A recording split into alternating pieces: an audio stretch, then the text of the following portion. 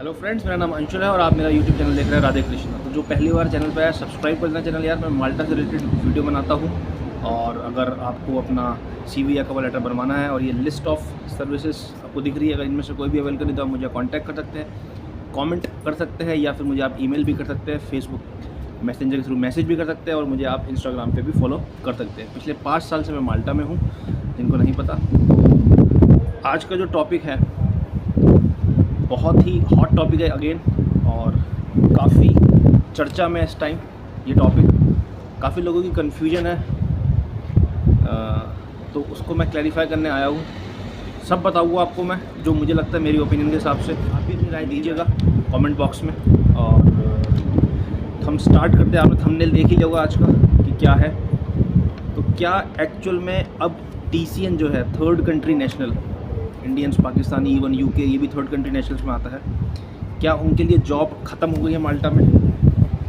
तो ना मैं इसका आंसर हाँ बोलूँगा, ना मैं इसका आंसर ना बोलूँगा। आपको मैं फैक्ट्स बताऊँगा कुछ, उस फैक्ट्स के बाद फिर मैं आपको अपनी राय दूँगा और आप भी मुझे अपनी राय दो। जो पॉपुलेशन है माल्टा की 2023 में, वो अप्रॉक्सीमेटली 5,35,064 535,064 है। और जो पॉपुलेशन थी माल्टा की 2013 में, मतलब कि 10 साल पहले, अगर आप 10 साल पहले जाओगे तो कितनी पॉपुलेशन थी? वो थी 4,37,525। तो तकरीबन जो है 97,539 97,539 इंक्रीज़ हो गई पॉपुलेशन, जो कि मोटा मोटा मान के चलो 22%। तो पिछले 10 सालों में 22% हो गई। तो एवरेज अगर निकाला जाए, सिंपल एवरेज, तो माल्टा की पॉपुलेशन इंक्रीज हो रही है वो 2% पर एनम होती है। तो ये मैंने आपको बता दी पॉपुलेशन के बारे में, कितनी इंक्रीज हो गई है, कितनी है इस टाइम, और 10 साल पहले कितनी पॉपुलेशन थी माल्टा की। उसके बाद आपको बताऊँगा कि कितना एरिया है, लैंड एरिया कितना है। 316 स्क्वायर किलोमीटर है। तो अगर आप डिवाइड करोगे 5,35,000 जो पॉपुलेशन बताई मैंने आपको, और जो 316 से डिवाइड करोगे तो लगभग 1 स्क्वायर किलोमीटर में 1693 1693 पीपल रहते हैं पर स्क्वायर किलोमीटर। तो ये पूरे यूरोप में सबसे ज़्यादा हाईली पॉपुलेशन डेंसिटी है पूरे यूरोप में। वो कंट्री है तो वो माल्टा है। तो ये मैंने कुछ आपको फैक्ट्स बताए। उसके बाद अगर आप टॉप 10 नेशनैलिटी देखोगे TCN में, जो माल्टा में काम करती है, अगर आप जॉब प्लस के वेबसाइट पे जाओगे, वहाँ पे सारा डाटा पड़ा हुआ है। तो 2022 के एंड तक नंबर 1 जो टॉप आ गई थी, हाँ जी, जो आप समझ रहे हो या जो आप सुनना चाहते हो वही उसका आंसर है। तो सबसे नंबर 1 जो टॉप 10 में नंबर 1 जो नेशनैलिटी है वो हम इंडियंस हैं 2022 में। उसके बाद आप ये मान के चलिए लगभग मैं अप्रॉक्सीमेटली एक रफ आइडिया दे रहा हूँ आपको, 12,000 बिटवीन 12,000 टू 15,000, 12 से 15,000 के बीच में इंडियंस अपने रहते हैं माल्टा में। ठीक है जी। उसके बाद जो नेशनलिटीज़ आती है टॉप 10 में, वो नेपाल हो गई है, फिलीपींस है, पाकिस्तानी है, रशियंस काफ़ी यहाँ पे रहते हैं, चाइना के लोग भी काफ़ी है, सर्बिया की बहुत बड़ी कम्युनिटी है यहाँ पर, और अल्बेनियंस काफ़ी है। यूके भी थर्ड कंट्री नेशनल में आ गया अब। सोमाली बहुत है लोग बाग यहाँ पे, लीबिया के काफ़ी है लोग बाग, टर्की से काफ़ी लोग बाग। तो ये मैंने कुछ आपको थर्ड कंट्री नेशनैलिटीज़ बताई है जो कि इस समय टॉप 10 या टॉप 15 में आते हैं, वो मैंने आपको बताई है। तो अब हो क्या रहा है यहाँ पर? काफ़ी लोगों के वीज़ा रिजेक्ट हो रहे हैं। इवन टाइम्स ऑफ माल्टा ने भी जो है आर्टिकल छापा है अभी।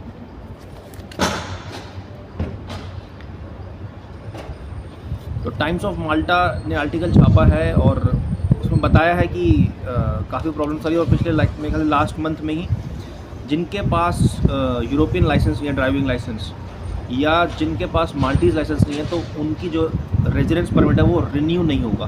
ये क्लियर लिख दिया गया है, चाहे भले आपके पास इंटरनेशनल ड्राइविंग लाइसेंस हो। तो ये चीज़ें काफ़ी सामने आ रही हैं। तो अब हो रहा है कि जो जॉब प्लस थी, क्योंकि जॉब प्लस एक स्टेक होल्डर है आइडेंटिटी माल्टा का। तो पहले एप्लीकेशन जो सबमिट करते हैं वो सबमिट करते हैं आइडेंटिटी माल्टा में ही, फिर आइडेंटिटी माल्टा आगे सबमिट करता है, मतलब आगे फॉरवर्ड करता है एप्लीकेशन कैंडिडेट की जॉब प्लस। जॉब प्लस एक गवर्नमेंट एजेंसी है, ठीक है जी, जो जितने भी बंदे होते हैं रजिस्टर करते तो जॉब उनके पास वो रजिस्टर कराते जॉब प्लस के पास। और बतेरी बहुत सारे काम से अगर कोई ग्रांट लेना है या कोई बिजनेस स्टार्ट कर रहा है पर्सन तो वो जॉब प्लस के थ्रू अप्लाई कर सकते हैं ग्रांट वगैरह। काफ़ी अदर सर्विसेज भी देता है जॉब प्लस, बट ये कुछ मैंने आपको चुनिंदा जो मेन सर्विस है वो बताई मैंने आपको जॉब प्लस की। तो पहले क्या करता था जॉब प्लस, जैसी आइडेंटिटी माल्टा से उनके पास एप्लीकेशन आती थी वो कुछ नहीं करते थे जहाँ तक मुझे लगता है, और जो मैंने आर्टिकल्स पढ़े हैं वो सिर्फ ये देखते थे कि हाँ जी भैया जी ये है चेकलिस्ट हमारी, 1 2 3 4 10 पॉइंट है, 10 डॉक्यूमेंट है। क्या 10 डॉक्यूमेंट आ गए सारे के सारे कैंडिडेट से? हाँ जी 10 के 10 आ गए, चलो जी। बट अब क्या कर रहा है जॉब प्लस, पहले और अब में क्या फ़र्क है? अब जॉब प्लस ये कर रहा है जैसी उसके पास एप्लीकेशन आती है वो चेक करता है किस पोस्ट के लिए आई है, किस जॉब के लिए आई है। सपोज़ करो क्लीनर की जॉब के लिए आई है, एग्जाम्पल दे रहा हूँ आपको। क्या वो क्लीनर की जॉब एक्चुअल में रिक्वायरमेंट है? क्या क्लीनर्स की कमी है माल्टा में? एक एग्जाम्पल बता रहा हूँ मैं आपको। तो वो ये एनालिसिस कर रहा है कि सबसे ज़्यादा डिमांडिंग जॉब्स कौन सी है, सबसे ज़्यादा एम्प्लॉयर्स को किसकी ज़्यादा रिक्वायरमेंट है, और कहाँ पर एक्चुअल में डिमांड और सप्लाई का समझ लो गैप है कि डिमांड बहुत ज़्यादा और सप्लाई है नहीं माल्टा में उस जॉब पर्टिकुलर जॉब के लिए। तो वो पहले एनालिसिस कर रहा है जॉब प्लस, उसके बाद फिर वो जो है अपना डिसीजन दे रहा है। तो इस वजह से अब जो है काफ़ी वर्क परमिट्स जो प्रिंसिपल अप्रूवल लेटर है वो भी रिजेक्ट हो रहे हैं। तो एक ये रीज़न मैंने बताया आपको कि जॉब प्लस का जो फंक्शन है अब वो एक्चुअल में देख रहा है। और दूसरा हम आपको एक पॉइंट और बता दूं मैं, मेंशन नेक्स्ट ईयर इलेक्शन है। देखो इलेक्शन हर कंट्री में होते हैं ना, मोस्ट ऑफ द कंट्री, मतलब जो डेमोक्रेटिक कंट्री है, तो माल्टा में भी इलेक्शन होते हैं, नेक्स्ट ईयर इलेक्शन है। और पब्लिक की जो डिमांड है वो ये चाह रही है कि कंट्री को थर्ड कंट्री नेशनल, मतलब जो बाहर से फॉरनर्स वर्कर है ना, इंडियन पाकिस्तानी ये सारे जो बंदे हैं, तो वो ये कह रहे हैं गवर्नमेंट को हमें नहीं चाहिए, अब स्टॉप करो, पॉपुलेशन बहुत बढ़ गई है माल्टा की।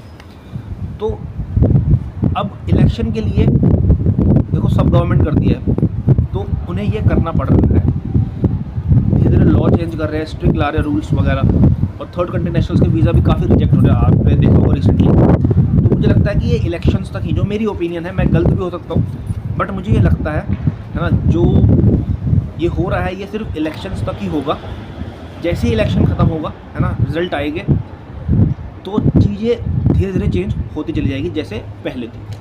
क्योंकि इसका एक रीज़न मैं ये देख रहा हूँ, क्योंकि जो मैंने कुछ आर्टिकल्स में पढ़े थे पहले, मुझे ध्यान नहीं, जो आप मानो कि अगर 100 बंदे आ रहे हैं माल्टा में एक साल में, तो 100 में से 60 से 70 बंदे विद इन 2 to 3 ईयर्स में, मतलब 2 से 3 सालों में निकल जाते हैं दूसरे यूरोपियन कंट्रीज। कोई पोर्चुगल चला गया, कोई दूसरे फ्रांस चला गया, मतलब जो भी इसको बढ़िया कंट्री लगती है वो निकल जाता है।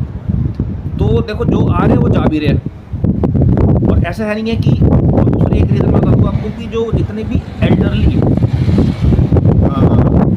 जो हाउसेज होते हैं मुझे लगता है कोई भी माल्टीज होगा, इवन जॉब्स होती है इवन मोस्टली, उसमें ज़्यादातर आप ये मान के चलो फिलीपींस काफ़ी मिल जाएगा आपको, है ना। और जो एल्डरली चाइल्ड केयर है उसमें काफ़ी इंडियंस है अपने केरला के खासकर। तो अगर उन्होंने हायर करना ही बंद कर दिया और जो एग्जिस्टिंग बंदे हैं वो मूव कर जाते हैं दूसरी कंट्री, तो फिर वो क्या करेंगे? तो रिक्वायरमेंट देखो हमेशा रहेगी, ऐसा नहीं है। मुझे लगता है टेम्परेरी स्टॉपेज है जो आप दिल, मतलब ये मत समझना कि खत्म हो गया, अब मैं आ ही नहीं सकता माल्टा या मैं आ ही नहीं सकती माल्टा, ऐसा कुछ नहीं है। बट कुछ टाइम के लिए थोड़ा सा ये स्ट्रिक्ट कर रहे हैं रूल्स, बट जैसे ही इलेक्शन ख़त्म हो गए मुझे लगता है कि फिर सारे के सारे रास्ते खुल जाएंगे और आप आराम से माल्टा आ सकते हो। और मैं ये भी आपको मेंशन कर दूं कि ऐसा नहीं कि नामुमकिन है अब, बट मुझे जो लगता है फॉर द टाइम बिंग आने वाले टाइम में है ना, यही होगा कि जो KEI है, जो की एम्प्लॉय इनिशिएटिव है, जिनकी सैलरी 30,000 से ऊपर है सालाना, उनको वीज़ा मिलेंगे। बाकी दूसरे लोगों को अगर आप मैनेजरल पोजीशन पर आना चाह रहे हो तो ही मिलेगा, अदरवाइज़ मोस्टली वो रिजेक्ट कर सकते हैं। ये मेरा अंदाज़ा है, ये मेरी ओपिनियन है, ठीक है। तो दोस्तों मुझे बताना कि आप जो मेरी ओपिनियन है, जो मेरी राय है, क्या आप उससे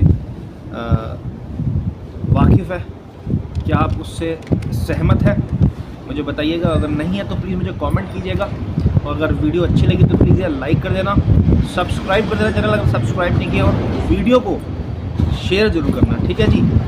और ये ध्यान रखिएगा, हिम्मत मत हारिएगा, नथिंग इज़ इम्पॉसिबल, ठीक है जी। एक रास्ता अगर बंद होता है तो 10 रास्ते खुल देता है भगवान। तो सोचिए, एनालाइज कीजिए कि और क्या रास्ता है हमारे पास। और मैं मिलता हूँ फिर नेक्स्ट वीडियो में। तब तक के लिए बाय बाय एंड टेक।